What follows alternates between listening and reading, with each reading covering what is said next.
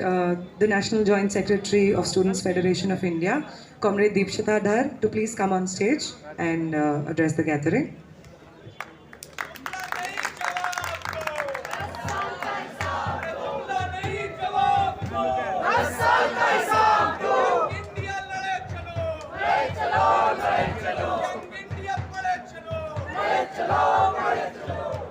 Friends and comrades, यहाँ पे आए हुए सारे छात्र संगठन के जो संगठक है, जो हमारे कॉमरेड्स हैं, सारे लोगों को हमारी तरफ से क्रांतिकारी इस्तकबाल, जय भीम, लाल सलाम। इसके पहले जब AISF के साथी कह रहे थे, उन्होंने कहा कि क्यों आज ये ज़रूरत है हम में से जितने सारे लोग जो हम अमन पसंद हैं, जो इस देश के अंदर जमहूरियत चाहते हैं, डेमोक्रेसी चाहते हैं, गणतंत्र चाहते हैं, ये क्यों ज़रूरी है कि सारे लोगों को इकट्ठा आना पड़ेगा। हम कह रहे हैं ये जिम्मेदारी सिर्फ लोकसभा तक नहीं है। लोकसभा चुनाव में बीजेपी को हराना है, ऑफ कोर्स वो हमारा प्राइमेसी है, वो हमको जरूर करना है, लेकिन हमें लगता है ये जो लड़ाई है, ये लड़ाई लंबा है, ये लड़ाई बड़ा है।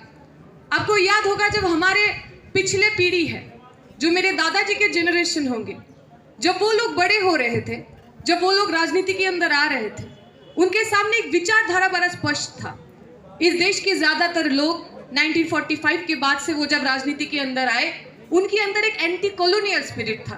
ब्रिटिश राज के खिलाफ वो बात कर रहे थे, औपनिवेशवाद के विरोध में वो बात कर रहे थे। उनकी जो राजनीति था, उस राजनीति के अंदर एंटी कॉलोनियलिज्म था, एंटी इंपीरियलिज्म था। उसके बाद 70 की पीढ़ी में अगर हम देखेंगे, हमारे जो पापाओं के जनरेशन, माओ के जनरेशन, हमारे माता पिता का जो प्रजन्म है, अगर उसमें हम देखेंगे, उनकी पीढ़ी में देखेंगे, उनमें भी बहुत सारे लोग जो लाल झंडे की राजनीति करते हैं। हमारे जैसे बहुत सारे लोग, हम लोगों को लगा कि वामपंथा एक सोल्यूशन है, हमारी राजनीति की आधार वामपंथा होने वाला है। हमारी आंखों के सामने, उन लोगों की आंखों के सामने एक सोवियत रशिया था, जिसको देख के वो सपना देखते थे कि आदर्श दुनिया, एक प्यारा दुनिया, एक सुनहरी दुनिया कैसा होगा, सोवियत रशिया जैसा होगा। हमने देखा उसी दौर पे, उसी वक्त पे, इस देश के बहुत सारे जगह पे जो लोग कहते हैं कि हम डिग्निटी को लेके मूवमेंट करते हैं, हमारी राइट, हमारी परिचिति के आधार पे जो राजनीति करते हैं, वो लोग भी उभर के आए।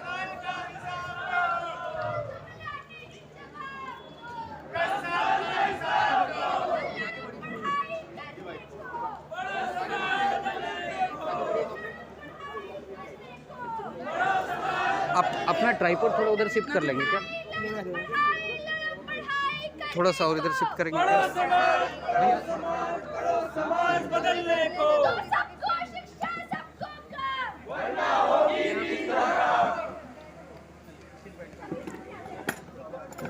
जो भी साथी आए हैं, सभी लोगों को दोबारा हमारी तरफ से क्रांतिकारी इस्तकबाल, लाल सलाम।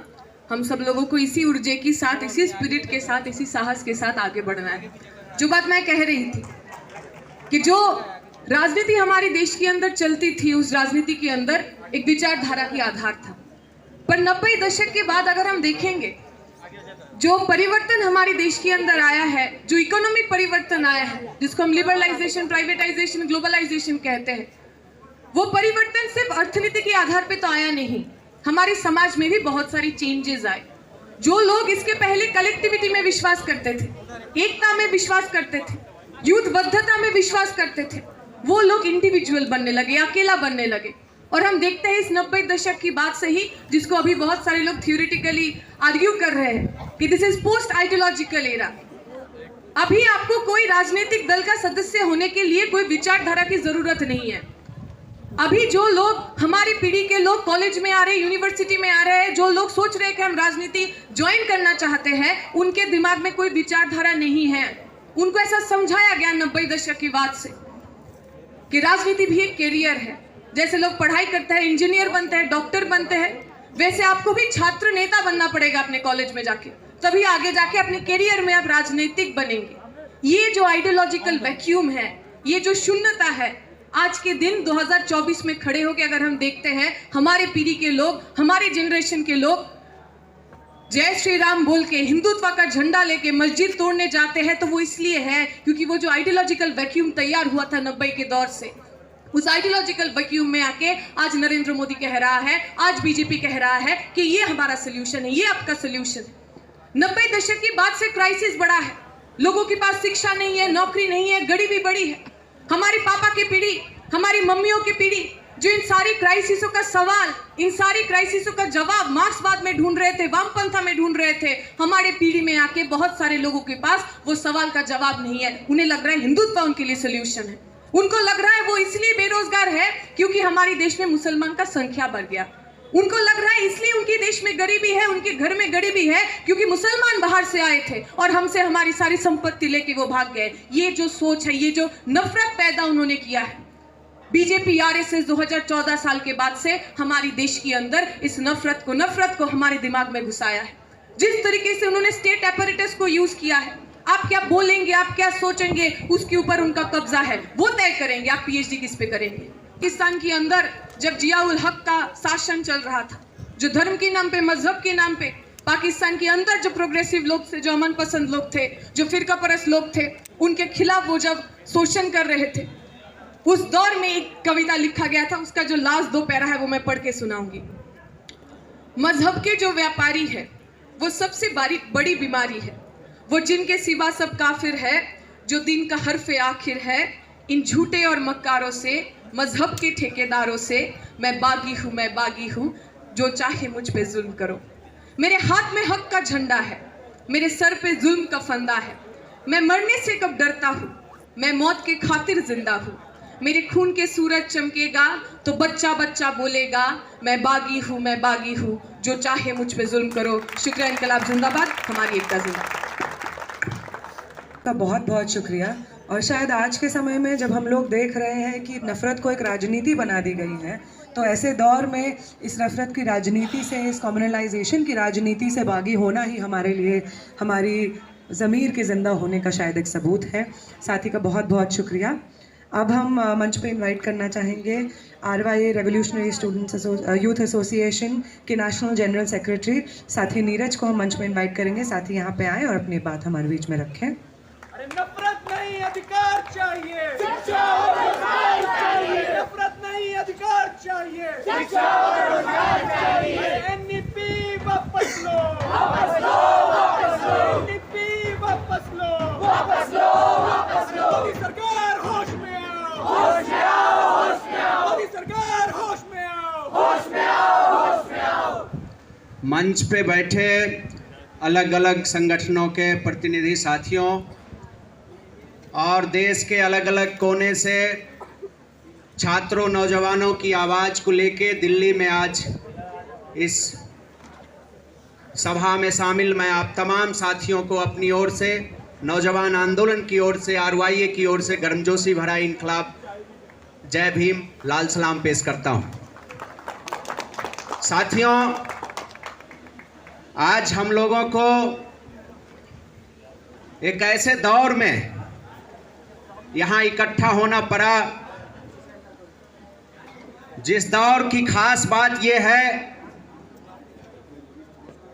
कि जिस पीढ़ी के पीठ पे इस शासन की लाठी सबसे ज्यादा जोर से लगी, आज ये हुकूमत उस पीढ़ी को अमृत पीढ़ी कह रही है और इस काल को अमृत काल कहा जा रहा है। आज जहां देश भर में लोकतंत्र का खुलेआम कत्लेआम हो रहा है, आज हमारे ये प्रोग्राम जंतर मंतर पे होना था, पार्लियामेंट स्ट्रीट पे होना था, लेकिन हमें यह प्रोग्राम करने की इजाजत नहीं दी गई। और इसके साथ साथ पिछले 10 दिनों से दिल्ली के अंदर किसी भी संगठन को किसी भी विरोध के आवाज को प्रकट करने की इजाजत नहीं है।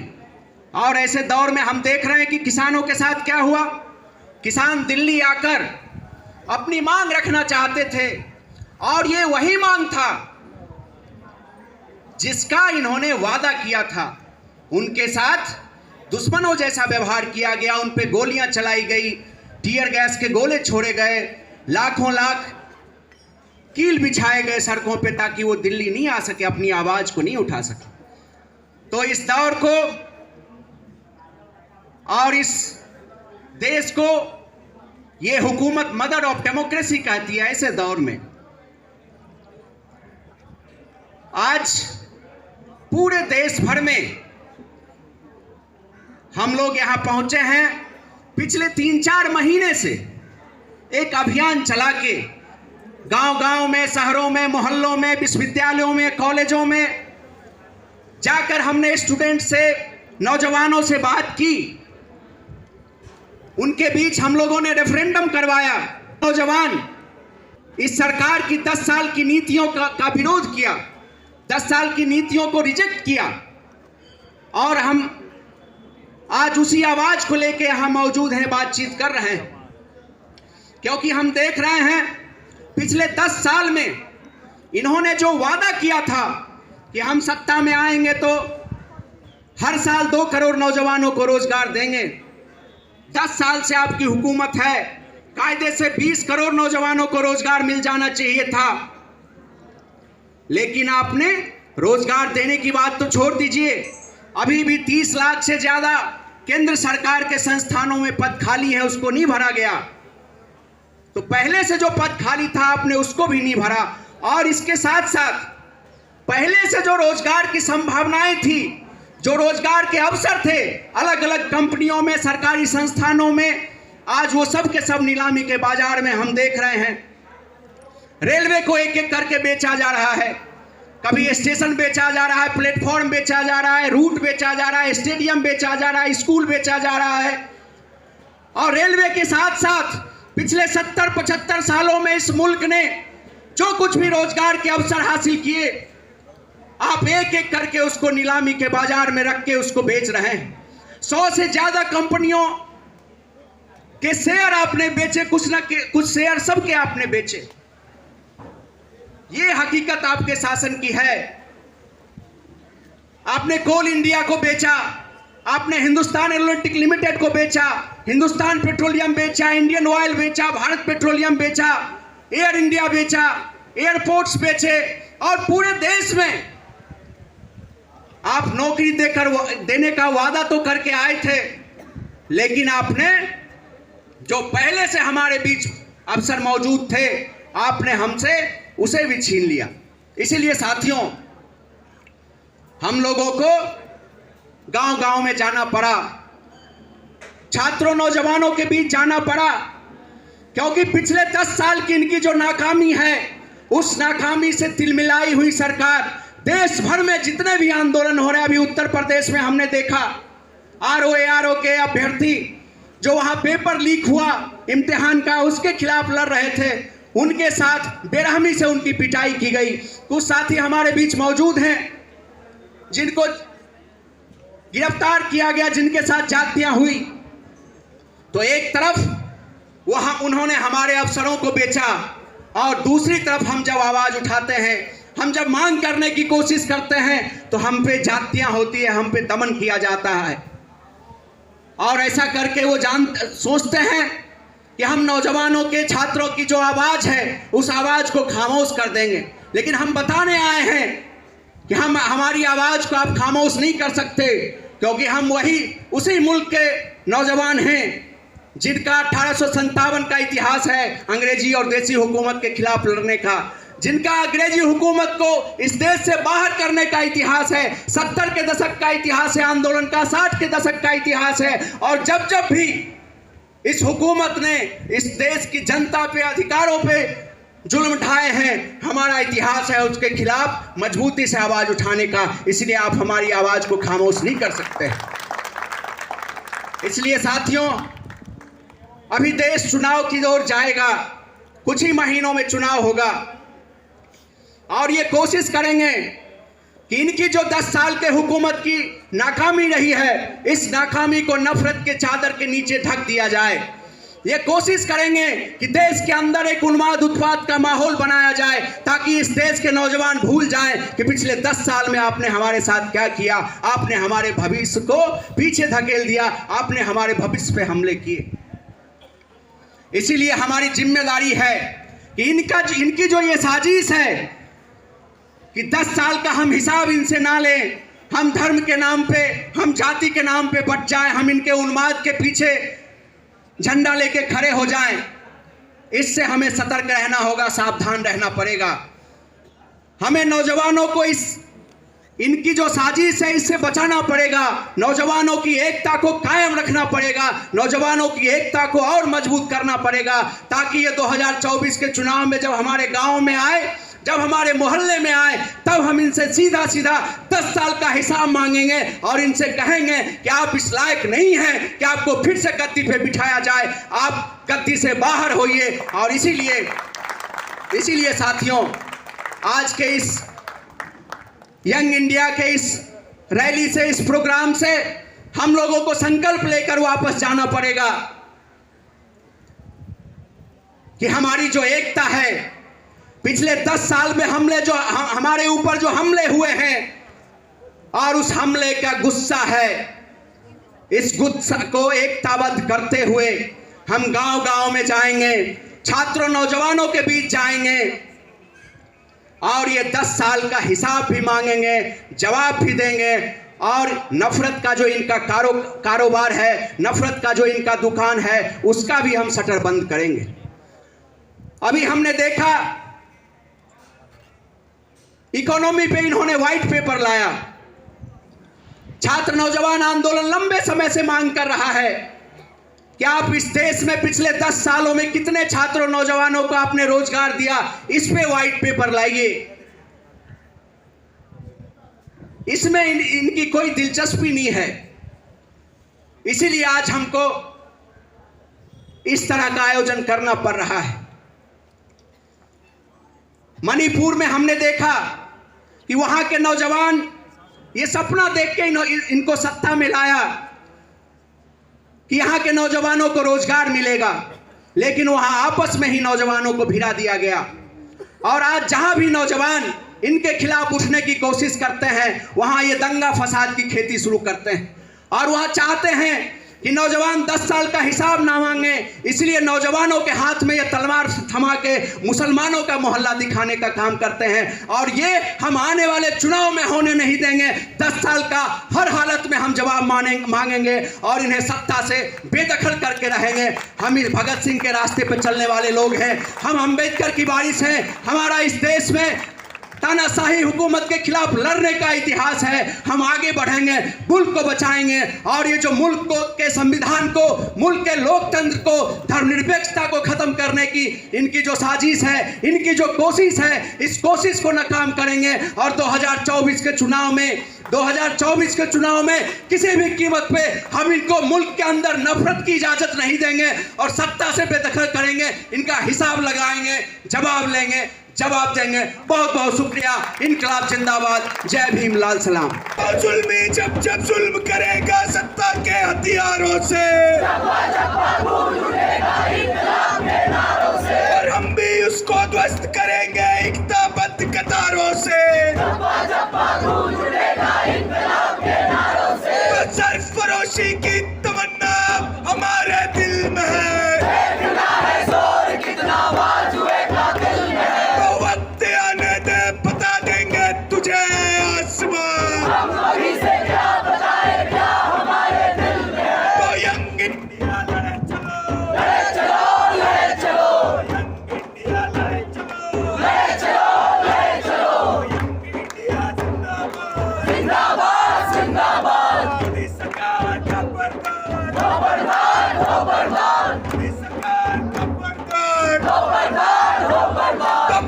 साथी हल्ला बोल, तो डरता किससे, जोर से बोल, तो सामने दुश्मन ऊंचा बोल, तो सुन ले मुदिया ऐसे बोल, तो इनकलाब जिंदाबाद। ये देश बेचने वालों को, संविधान तोड़ने वालों को, गिराने वालों को, तो नाव के रेपिस्टों को, तो कठुआ के रेपिस्टों को, हाथरस के रेपिस्टों को, तो WTO के यारों को।